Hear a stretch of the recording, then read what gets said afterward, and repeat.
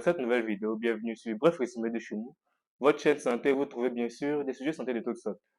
Alors aujourd'hui, je vais vous parler du cancer du col de l'utérus. Je vais parler des causes, des facteurs de risque et des moyens de prévention de cette maladie. Contrairement aux autres cancers, le cancer du col de l'utérus peut être prévenu et même traité. Alors, le col de l'utérus, c'est la partie étroite et inférieure de l'utérus qui le relie au vagin.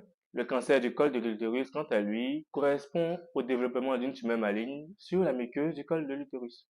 S'agissant des causes, il y en a plusieurs, mais il y a une cause qui est essentielle, qui est d'origine infectieuse, et on pourrait quasiment dire que le cancer du col de l'utérus est une infection sexuellement transmissible, puisque c'est lié à un virus qui va se transmettre par voie sexuelle. Et ce virus, quand il s'installe, il va modifier le col, et en particulier l'épithélium du col de l'utérus.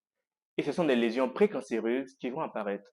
Ces lésions vont dégénérer lentement de l'ordre de 10 à 15 ans, d'où l'importance du dépistage.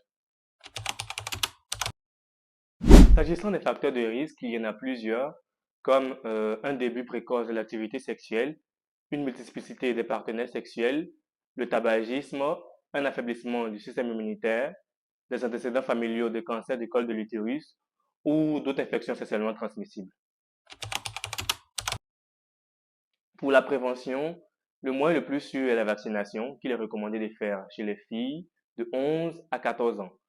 Alors pourquoi cette tranche d'âge? Il faut savoir que ce vaccin est plus efficace s'il est administré avant le début des activités sexuelles et que son efficacité est aussi réduite avec l'âge. Toujours dans la prévention, il y a aussi le dépistage qui peut être fait. Et ici, c'est le frottis cervico-vaginal qui est effectué. C'est un prélèvement des cellules à la surface du col de l'utérus et il peut être fait tous les 3 ans, surtout chez les femmes entre 25 et 60 ans.